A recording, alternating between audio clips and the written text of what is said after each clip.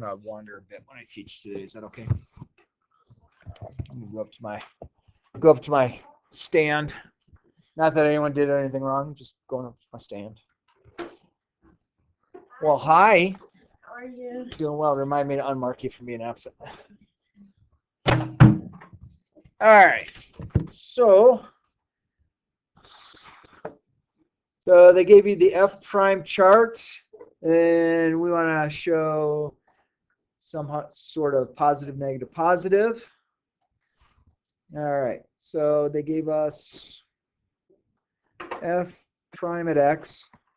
This was the derivative that they came up with. All right. Now we want to fill out the F prime chart. So the values that we're going to list on here is each part. So that's going to give me 0. This is going to give me positive 4. And this is going to give me negative 3. Are you good so far with those? And let's figure out what our F prime chart is going to look like. And a lot of times when you're filling out these F prime charts, it's showing increasing or decreasing.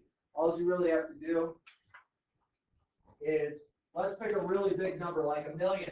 If I plug 1 million in, that's positive, that's positive, that's positive. Now if I go positive times positive times positive, I get up. Whoa.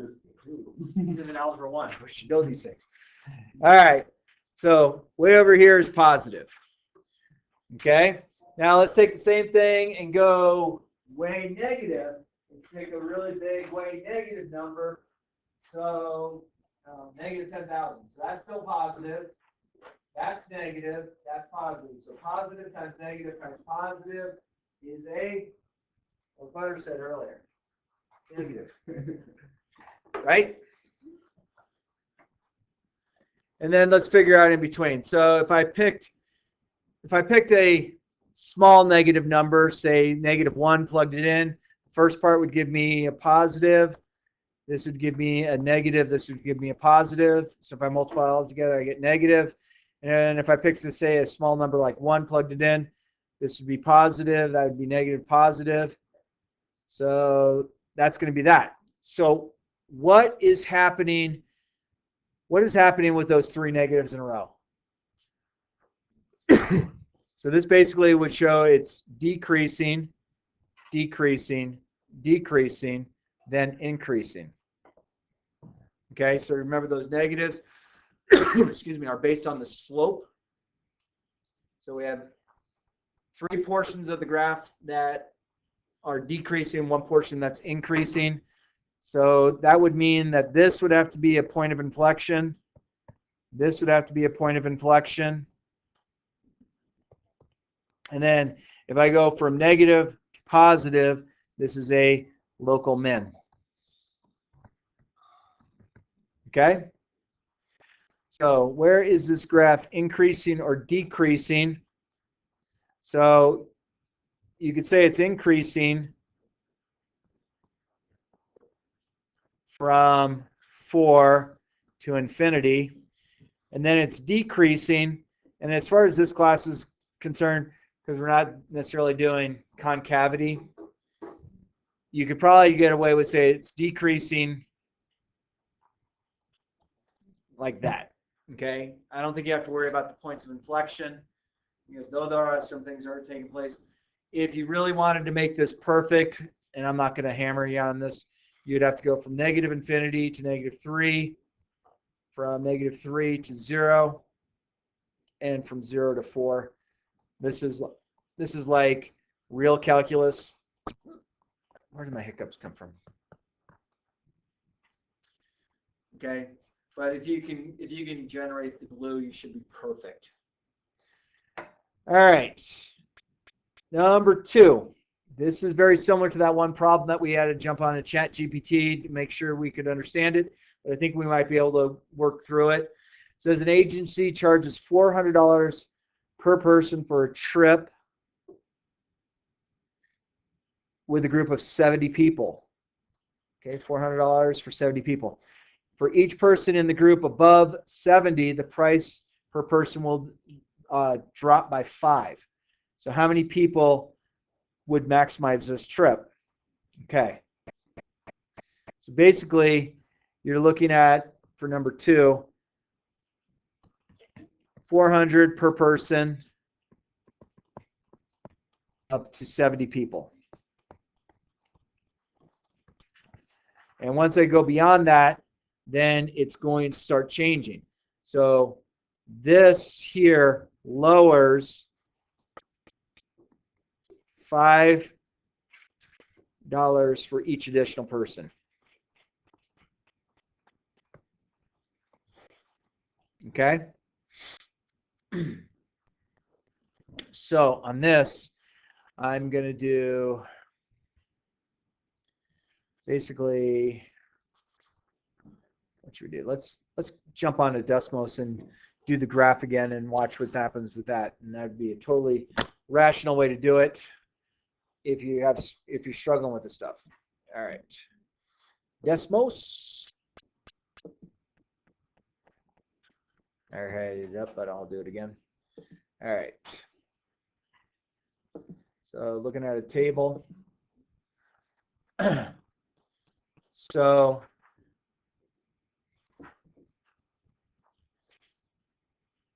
how do we want to approach this? Talk to me. Try and do it at a table. How are we going to do that? We did it the other day really well.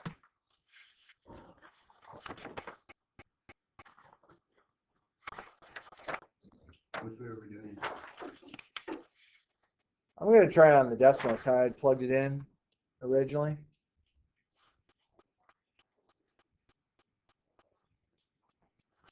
Should we do the table or should we go to the original thing? We can go to the original too. We could just basically say that it's y equals. All right. So our original cost for each person was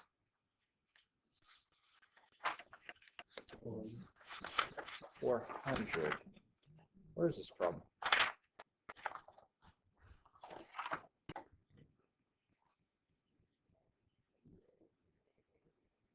So we're going to go 400 minus, and then we're going to go minus 5, and then we can go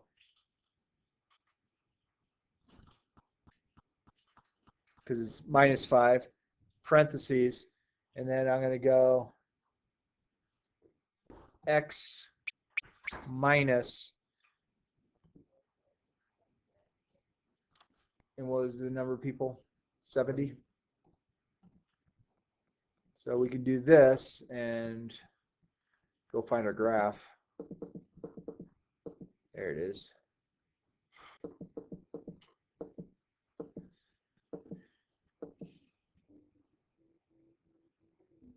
And this is in.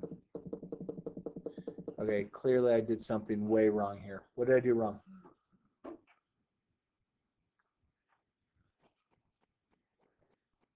Have at most 90 people. I'm not making it work this way. Let's make it work a different way. All right. So if I did 400 per person and we had 70 people, we're going to go. So if we had 70 people, we have 70 times 400 each. So that's $28,000. But if I lower it by one person, if I take it, or I go one more extra person, that's going to lower everyone's cost. So this one will be at, this is at 400 per person. This is going to be at 395 per person. So 71 times 395. So the company is making $28,045. If I do 72 people, that means that we're now going to be paying $390 per person. So 72 times 390.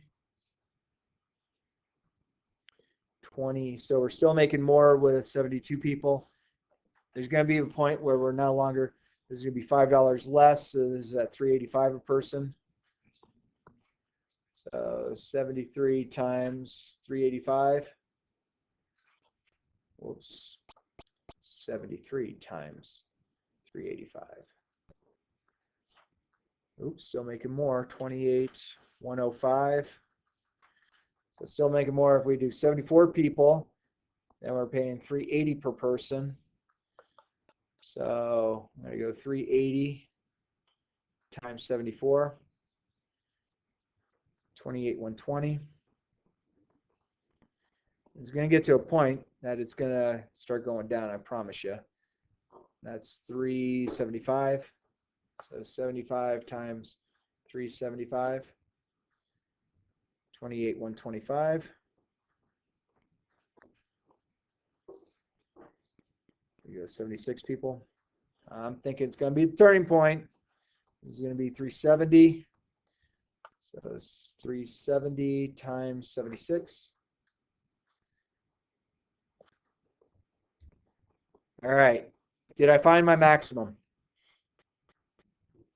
Yeah. Yeah, looks like 75 people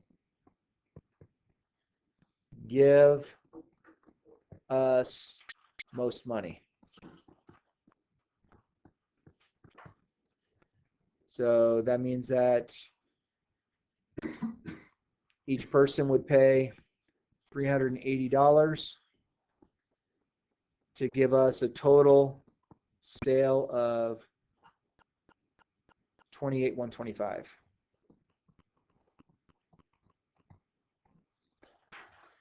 Okay, so let's see. And then it says we are limited to 90 people on our trip. Well, we already found our max, because if we keep going down, we're going to keep going $5 less each time. So this right here would be our maximum. Let's see, 1, 2, 3 diagram, 4, 5, 6. That should have been 375.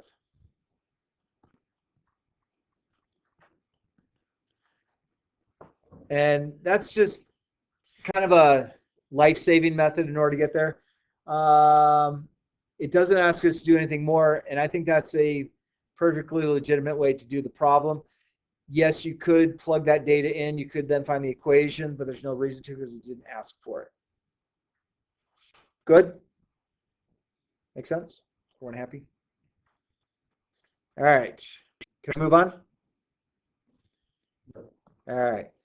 So number 3 says we have g at x, which is equal to x squared minus 6x quantity squared. They want us to find the g prime chart. I don't have the g prime, so I need to take the derivative. So 2 times this times the derivative of the inside. That's our derivative.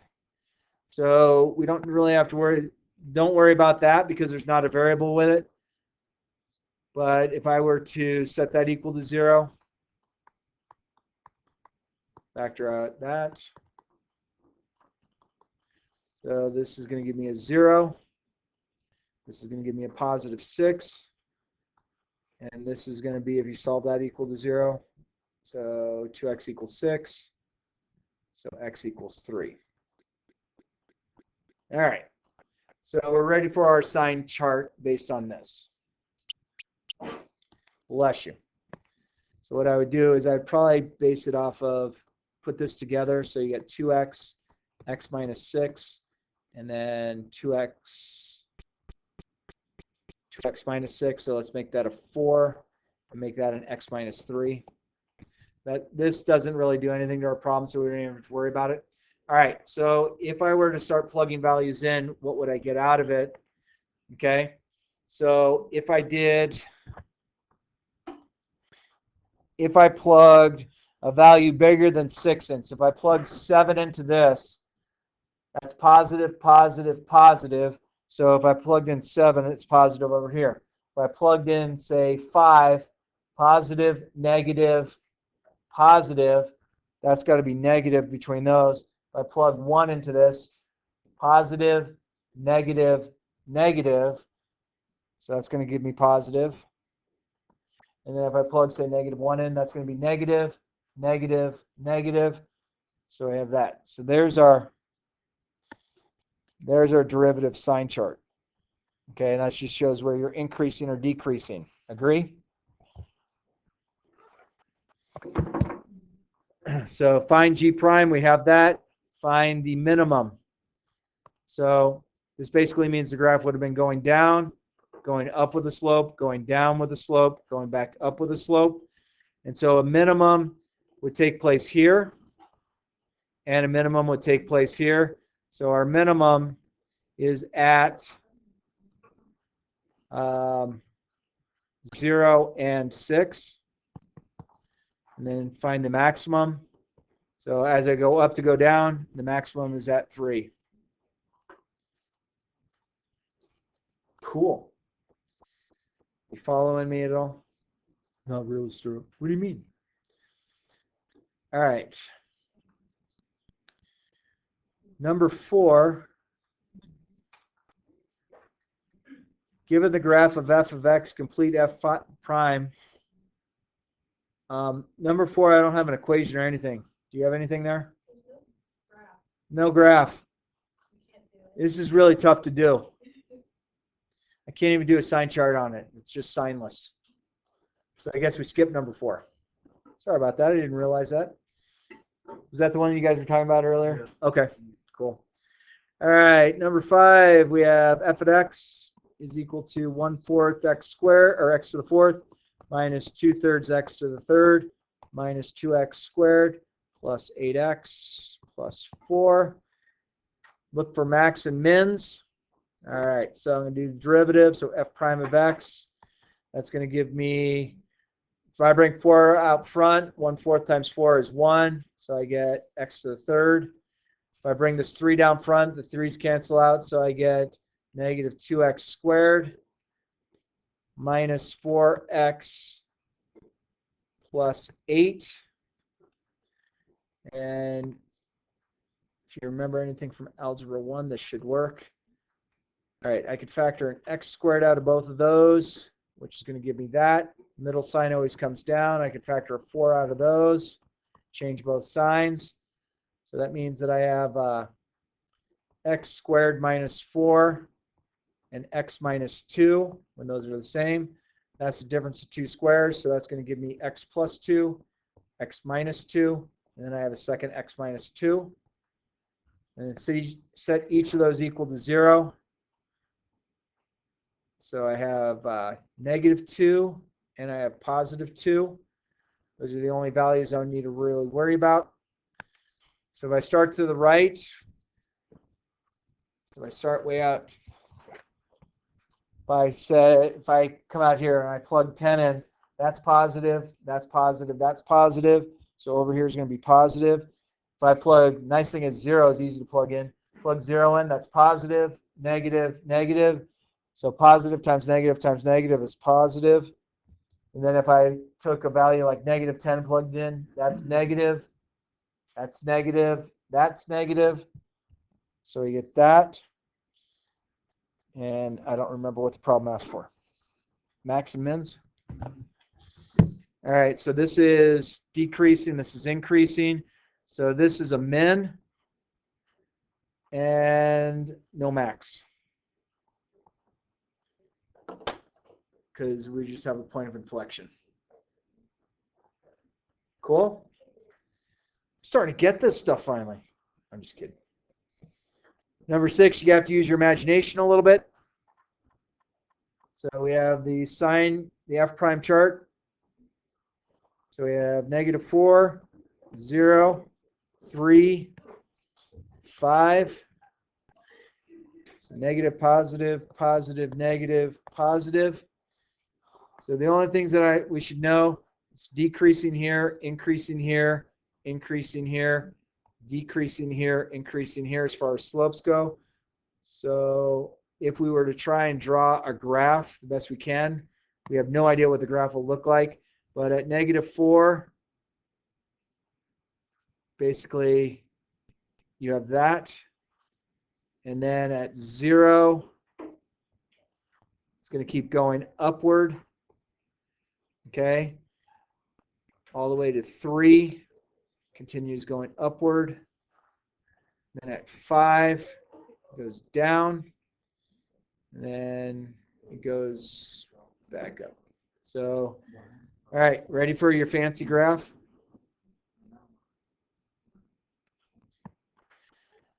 That could be one of the graphs. Does it really look like that? No. That's just all the information we know.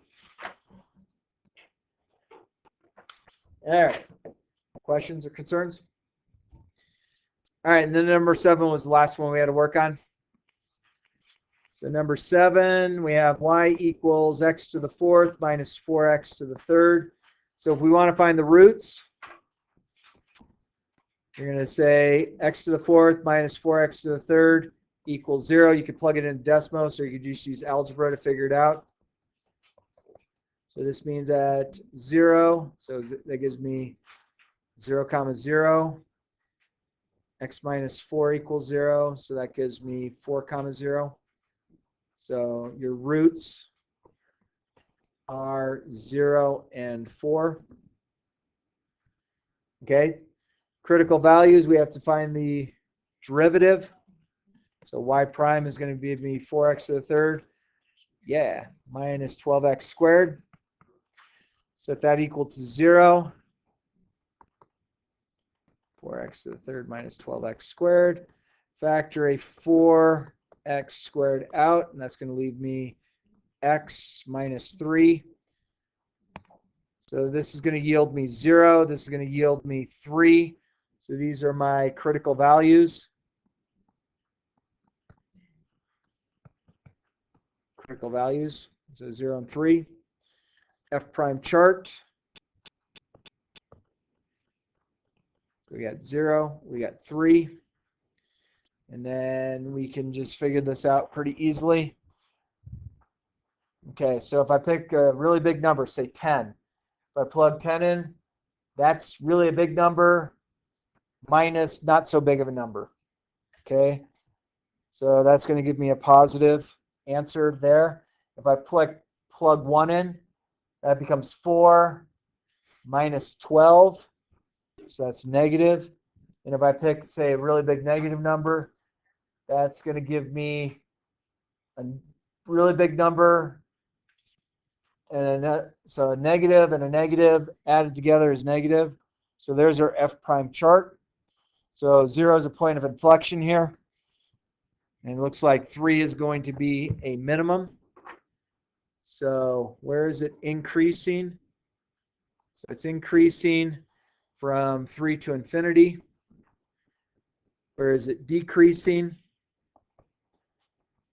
In this class, you can get away with negative infinity to 3. Okay, if you wanted to get truly official, you could say, oh, it's decreasing from negative infinity to 0 and from 0 to 3. But you don't have to go that far.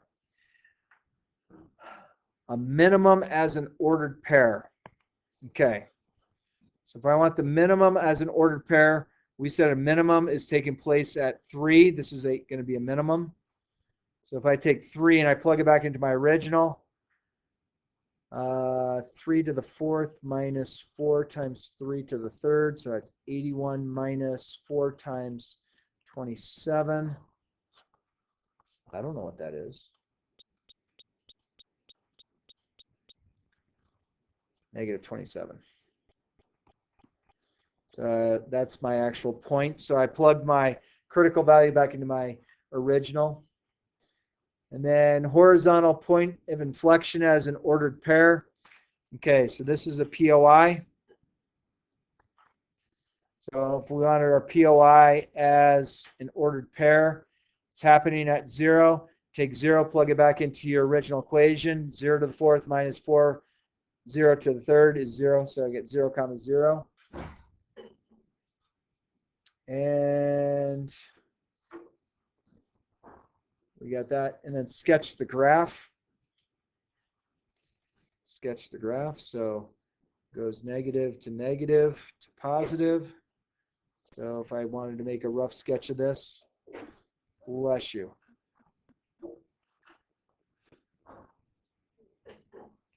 Something like that. Okay. Not an official graph, but it's close enough. All right, we good? How much time we got left? 10 minutes? We got this. I'm going to start you out on something. Okay. So, let's say you have a 3x5 index card. Okay? You can follow along on the next page. So what we want to do is we want to basically make a box without a lid. No lid. Okay? So what we're going to do is we're going to figure out what can I cut out of each corner, the exact same size out of each corner. And then what I would do at that point then, at each of these corners, I create a seam and I fold up the edges. And I guess you have to tape the edges together. So there has to be a way that we could figure out what the exact dimensions would be. So do I know how big I'm going to cut out of each corner? And they say 0.5 by 0.5, but what I'm going to say is I'm going to cut X by X out of each corner where I don't know what X is. Okay, so try to use your imagination here. So if the whole length is 5, how long is this length right here? The whole length is 5. How long would that purple length be?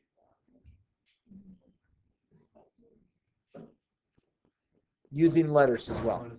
5 minus 2x. Good. And then how long would this little segment here be? 3 minus 2x? Yeah. So this means that my volume of my box, is length times width times height. Agree? Going back to geometry, which means my volume is going to be 5 minus 2x times 3 minus 2x. And how tall will the box be? If I fold each of those, yeah, x. So if you wanted to, and I'd suggest to do it this way, plug it into Desmos, plug that exact equation into Desmos. So 5 minus 2x. All right, so I got 5 minus 2x.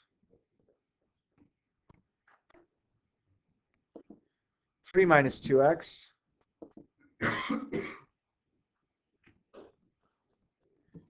By x. And then let's hit home. All right. So there's a certain portion of this graph that is important, and there's a certain portion of this graph that means nothing. I have not taken any derivatives at all. Okay. So the cut in the x direction is any of these values. Okay. I'm not going to include anything negative. The y value is the volume.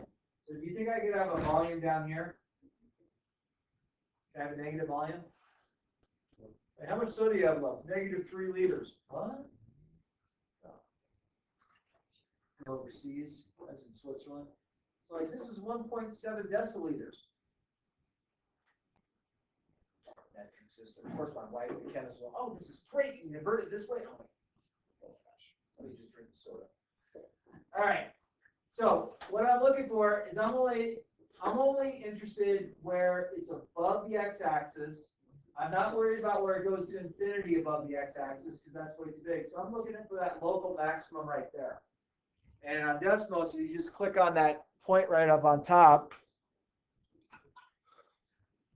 So if I had this 3x5 card and I made roughly a 0.61 cut in each of the corners and took that away and then pulled up the edges, then my maximum volume of my box, my little card 3x5 box, would be 4.1 cubic inches. Okay, so that's kind of something that we're going to be playing with tomorrow a little bit as well. But we'll call it good for today. So LB signing off. So I know